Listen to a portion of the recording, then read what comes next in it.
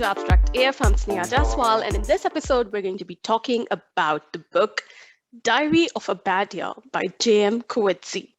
Now, this looks like a deceptively small book, the kinds that makes avid readers think, hey, I can finish this book in 1 or 2 days maximum, except that it took me 5 times as long, while I could have finished it in 1 day if it was actually interesting.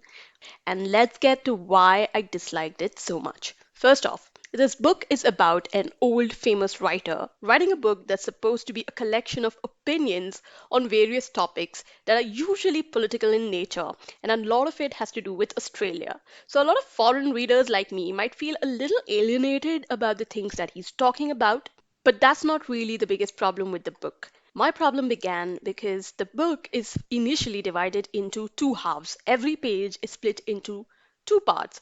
A, where the author is talking about his political opinions, and B, where he talks about his personal life. Now, what happens in the beginning of the book is that he meets a gorgeous young woman called Anya. He sees her in his building doing laundry, and they strike up a conversation one day, and he asks her, Anya, to become his secretary, his typist. When Anya comes into his life as a typist, that's where the book splits into three parts. So 80% of the book is split into three narratives, each page divided into three parts. Your first half of the book is about Mr. C. That's the protagonist. He's simply referred to as Mr. C. His ruminations on political stuff for the book that he's writing for his publishers. Number two, the second half is divided into the personal story and thoughts of Mr. C. Number three, the third part of the page is divided into the personal thoughts and story of Anya. Now imagine having to constantly follow three narratives in each and every page.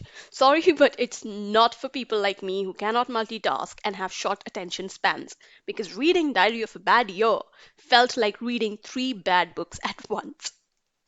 Let me give you an example. Imagine that you read only 50 pages on day one and decided to pick the book up from 51. Now, this is how page 51 starts. The curse comes into being at the moment when the man of power pauses and says to himself, people say that if I commit this act, I and my house will be cursed. Shall I go ahead?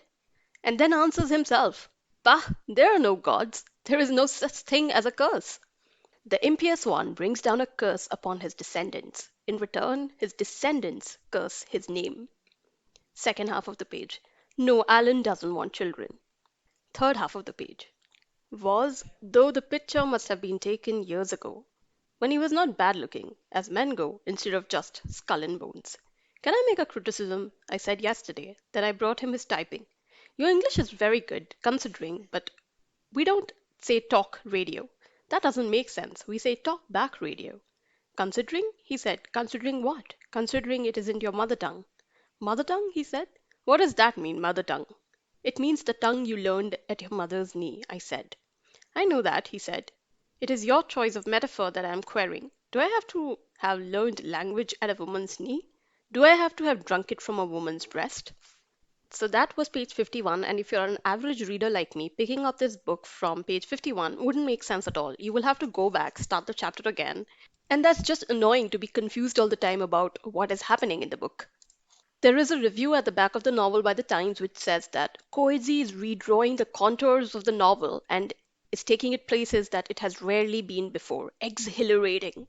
Now, the critic is obviously referring to this new narrative device that Coetzee uses in this novel of splitting every page into three strands of narrative. There is no denying the fact that it's a novelty.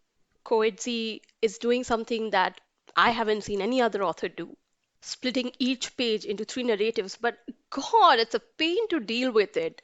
Initially, I would constantly lose track of what was happening in the book. So finally, what I had to do was read every chapter thrice. So what I would do is say chapter 5. I would first read the first half of the pages of that chapter where Mr. C is writing for a book. Then I'd go back to the start of chapter 5 and then read the second part of the chapter where Mr. C is talking about his personal thoughts and what's happening in his life. Then I'd go start again at chapter 5 and read Anya's part of what she's saying. So it's not reader friendly at all.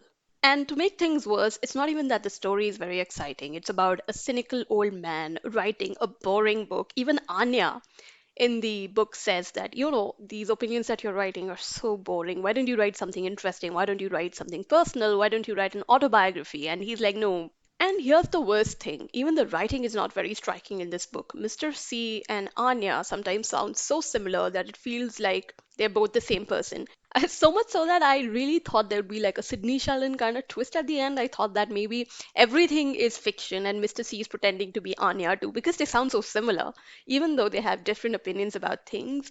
I don't know. I feel like the author could have tried to write Anya a little differently, or Mr. C a little differently. Coetzee's decision to mix fiction and non-fictional elements in one book also didn't work for me. What I mean is the first half versus the second and third half, where in the first half you have this academic ruminations of a professional versus the second, third halves of the private thoughts of two private individuals. So this professional versus private outlook, it made for a very awkward combination. This still doesn't discourage me from wanting to read Disgraced by the author. It's the one that won a Booker Prize in 1999 and probably helped him seal the Nobel Prize for Literature too. I will read Disgraced someday. Diary of a Bad Year, on the other hand, was a very bad reading experience. Not for me, and I wouldn't be recommending it to anybody. I might tell people to avoid it. That's all for this episode. Talk to you in the next one.